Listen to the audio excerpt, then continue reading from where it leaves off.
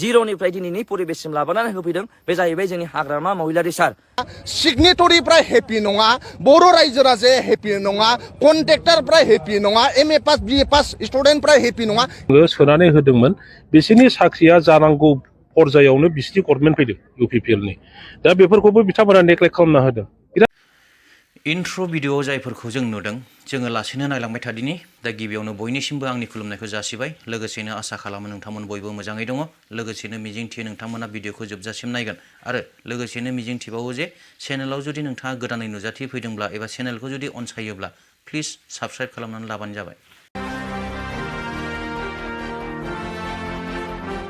बिटिसिनि खुंथाय गोहोआव थानाय प्रमद बर' बिथां आरो बेजों लोगोसे इउपिपिएलनि गोबां दैदेनगिरिफोरानो बिटिआर गोजोन गोरोबथा जाखांनायनि उनाव बिटिआर ओनसोलाव गोजोन आरो रंजानाय खुसि फैबाय होननानै माने गोबां समाव बुंबाय थादों नाथाय बिनि गेजेरावनो कास्टम बसुमतारी बिथाङा बबे बिथिङाव नायनानै गोजोन मोनदों आरो बबे बिथिङाव सोर सोर बेसेबां गोजोनदों बिनिनो माखासे बिदिन्थि होनानै मोनसे खौरां ओंखारदों बिदिब्ला भिडिअखौ एसे नायग्रोदिनि बिटिआर एकर्डनि उनाव प्रमद बर'आ मा होनो मोनसे सान्थि सुक्ति जाबाय होनदों सान्थिजों हेपिनेस एन्ड पिसफुला मोननैजों रिलेटेड नङा होमबा दिनै बिटिसिनि मानसिनाव नों सोंलाय सोरबा हेपि दं नामा रावबो बुंनाय नङा हेपि रावबो गैया बिए पास एमए पास जानायफ्रा हेपि गैया गोजोननाय गैयाबा सान्थिया बोरै फैगोन गोजोननायजों सान्थिजों रिलेटेड मोनथिबायना आगदा आथिं आरो आगसि आथिङा जेरै जोंनि थाखाय सासे मानसिनो नांगौ नङा होमबा पिस एन्ड हेपिनेस दिनै फोरोंगिरिफ्रा हेपि नङा आबादारि हेपि नङा युथआ हेपि नङा एक्स एनडेपि जाय रिभलिउसनारि 34-35 इयार्स हाग्रायाव दङ बिथांमोना दिनै हेपि नङा दिनै जेल सिङाव दङ बिथांमोना रिभलिउसनारिफ्रा हेपि नङा सिगनेटरिफ्रा हेपि नङा बर' रायजो राजाया हेपि नङा कन्ट्रेक्टरफ्रा हेपि नङा एमए पास बिए पास स्टुडेन्टफ्रा हेपि नङा पिसफुला बोरै मा अबाव दं सोर दं पिसआ नङा होमबा बे सानै साथामसो इउपिपिएलनि दैदेनगिरिफोरा गावसोर गारि गुरा बायदों बिल्डिं न' लुदों बेजों हेपि फैया नङा होमबा गामि दफायाव थां दिनै रावबो गोजोननाय गैया ओंखायनो बिथांमोना जे बुंबाय थादों बिटिआर एकर्डनि उनाव गोजोन फैबाय मिनिंलेस फरायसाफ्रा गोजोननाय गैया कन्ट्रेक्टरफ्रा गोजोननाय गैया रिभलिउसनारि एक्स एनडेपि सिगनेटरिफ्रा गोजोननाय गैया थ' गोजोनाव बाव दं गोजोन गैया बाव बे ससे भिडिअ कास्टम बसुमतारिया जेरैबायदि बुंदों बेखौ थारखौनो जोङो होननानै बुंनांगोन मानोना बिटिआर गोजोन गोरोबथा जाखांनायनि उनावबो गोबांथार बर' हारिनि दैदेनगिरिजों लोगोसे गोबां माने बर' रायजो राजाफोर बा गोबां बारग' एनडिएफबि बिथांमोना दिनैसिमबो जेबो माने माखासे मोनफुंनांगौ मोन्थाइफोरखौ मोनाखै आरो जोबथेसालियाव थानाय गोबांथार एनडिएफबि जोंहा दंबावो बिथांमोनहाबो दासिमबो उदां जानो हायाखै बिदिब्ला प्रमद बर' बिथांमोन बादिया बबेखौ नुनानै बिटिआर बा बिटिसि ओनसोलाव गोजोन फैबाय रंजानाय फैबाय बेफोरबायदि बुंबाय थानो हाखो बियो थारैनो सैथो गुबुन फारसेथिङै इउपिपिएल हान्जानि गोबांथार दैदेनगिरि बिथांमोनानो बिपिएफ हान्जानि सायाव 17 बोसोर सरकार सालायनानै जेबो जौगाथाय लाबोनो हायाखै जेबो सोलायनाय लाबोनो हायाखै आरो आथिखालाव जायफोर लाइमोनफोरा बिपिएफ हान्जायाव जइन जाहैदों बेफोरनि सायाव गोबां खोथा बुंबोबाय थादों दा बिनि सायाव बारग' डिपुटि चिफ खाम्फा बरगयारी बिथाङा माखासे फिन्नाय होदों दा बे भिडिअखौबो एसे नायदो बिपिएफआव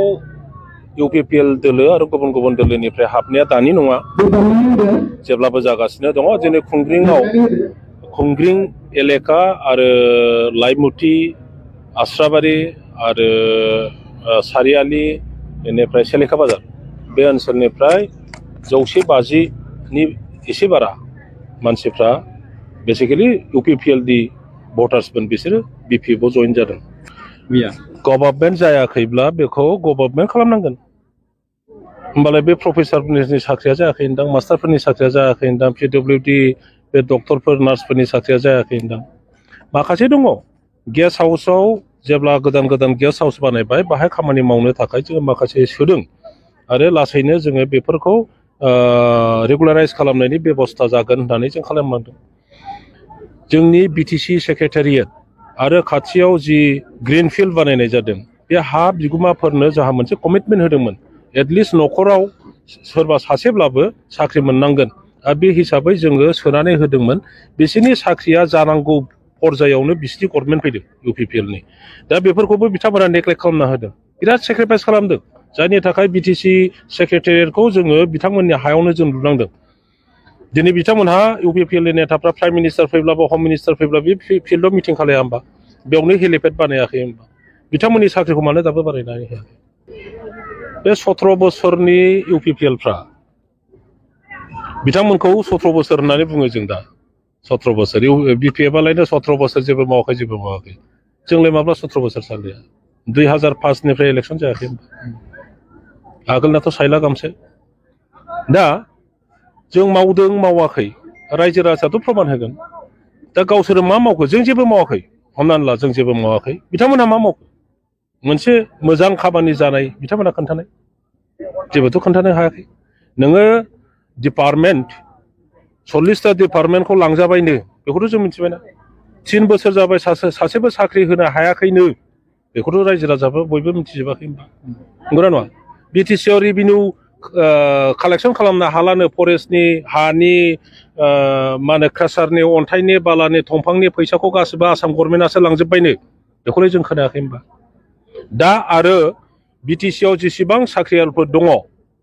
बेनि बेथनखौ बिटिसिआनो बेथनखौ होयो बे खमथाया बिटिसिजों दं रिसेन्टलि एक सप्ताहबो जायाखै दा मोनसे नटिफिकेसन फैदों बे नटिफिकेसनखौ जुदि भुलक्रमे प्रमद बर'आ मानिनानै लाबायब्ला अब्ला बिटिसिनि साख्रियालफोरनि बेथन होनो हानाय खमथायाबो हयथ' जोबनो हासिगौ जोबोद मोजां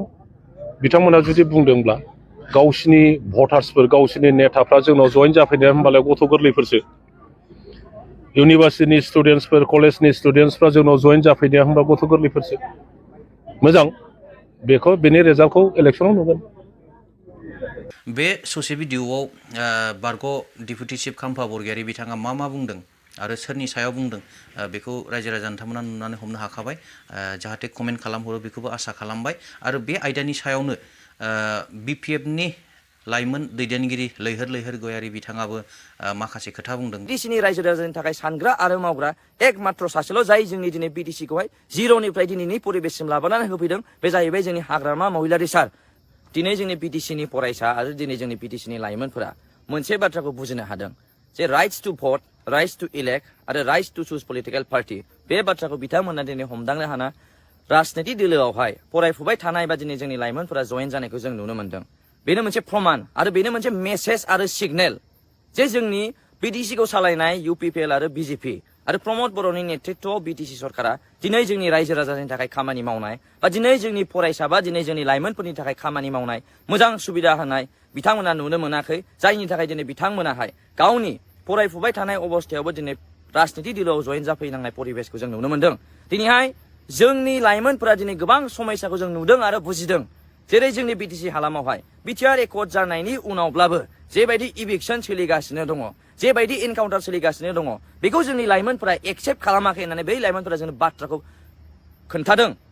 आरो बेनिखायनो बिथांमोना मोनसे डिसिसन लादों जे बिटिसिखौ बासायनो थाखाय आरो जोंनि बिटिसिनि जौगानायनि थाखाय जोंनि जाय बिटिसि एकर्ड खालामदों मानाव गेदेर जोंनि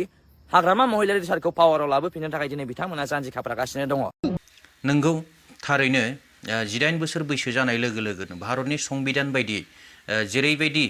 सासे आबुं नागरिकनि मोनथायखौ मोनो बियो मोनथायाव पलिटिकेल राइट्सआनो जा बा जिखुनु राइट्सआनो जा बिथांमोनहा बुंनो मोननाय एबा सायख'नानै लानो हानाय एबा सेलेक्सन खालामनो हानाय एबा इलेक्सन गेलेनो हानाय बा इलेक्सनाव बाहागो लानो हानाय मोनथायखौ मोनखायो बे थारैनो सैथो बेयाव सोरबा फरायफुनायबो जानो हागौ बा सोरबा फरायनानै थानायबो जानो हागौ बा सोरबा फरायैबो जानो हागौ बेवहाय फरायनाय फरायैनिबो खोथा गैया आरो बेवहाय गोरों रोङैनिबो खोथा गैया जिहेतु 19 बोसोर जानाय लोगो लोगोनो आबुं सासे नागरिक जायो बे हिसाबै गासैबो नागरिकफ्रानो इलेक्सनाव बाहागो लानो मोनथाय दंखायो बेयो थारैनो सैथो दा दिनैनि भिडिअखौ आं गोलावथार खालामनो सानाखै